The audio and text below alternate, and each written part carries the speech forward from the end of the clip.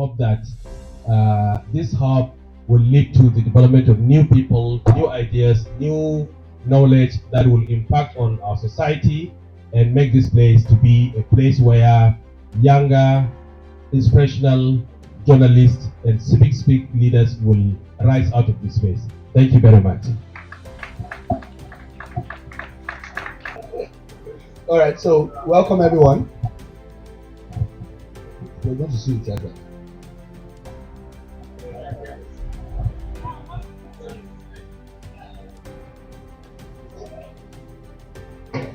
So you're going to be the first person to sign.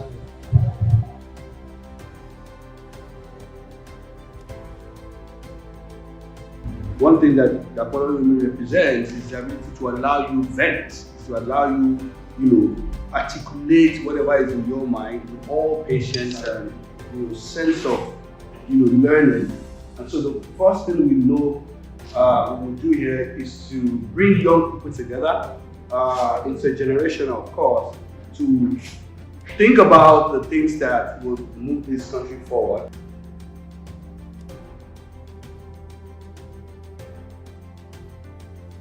It is most deserving, if not coming late. Dapo has worked so hard. Like I said in my few remarks, I said he is an institution builder. And institutions are built on the sweat, sometimes on the blood of leaders. And he has proved in every sense of the word a leader. And he has built a lot of people, not only built, but transformed also individuals, transformed institutions. And today he is a real role model for everyone that is practicing journalism in this country. And don't forget, Dapo also paid his dues in terms of the struggles to promote press freedom and uphold democracy in this country. So, in every sense of the word, I think it is most deserving and he deserves more. What people like Dapo have symbolized are a number of things. One is about character. It's about character.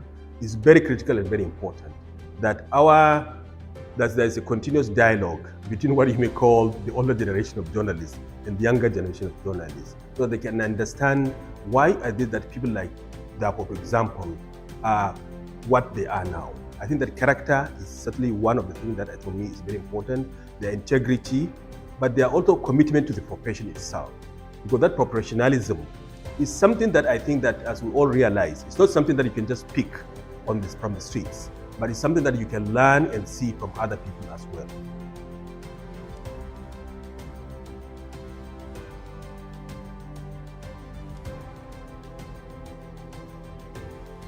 Listen, I mean, it's exaggerated. It's exaggerated. I'm telling you, and I'm not trying to just sound humble. So every team must have a leader. So I step forward just because that team must have a leader. The big work about everything that we do are done by so many people who are silent behind.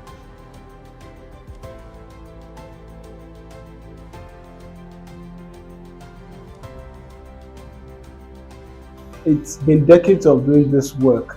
Has it finally become easier, knowing that you have people like Joshua Olufemi, who is holding down the data side of it? We have Mr. Oskilu Mojid and many others who are championing the cause for responsible investigative journalism. Is it finally getting easier? So yes, in a sense, it's yes and no. So let me put it that way. Yes, I mean, today there are more younger people, smarter, brighter, also a little more adventurous, innovative, who are getting to do this work. The conditions to enable them to do this work is a little bit in retreat. So we're grateful that more universities are now adopting it, so we're creating knowledge around this kind of journalism. We're grateful that there are funding organizations. We spoke so loftily of the Mercator Foundation. It's not only providing the kinds of resources. What next needs to be done, and that's a big challenge for all of us, is to have to think the next phase in innovation is how do you finance journalism? Because the current business models for doing journalism has become atrophied. It's come to a bus stop, it can grow again. So we need to reinvent that. That's the biggest challenge for innovation now. And I believe that, Dataphyte is created the platform for that kind of thinking. And there's light at the end of the tunnel. Oh, absolutely, no question about that.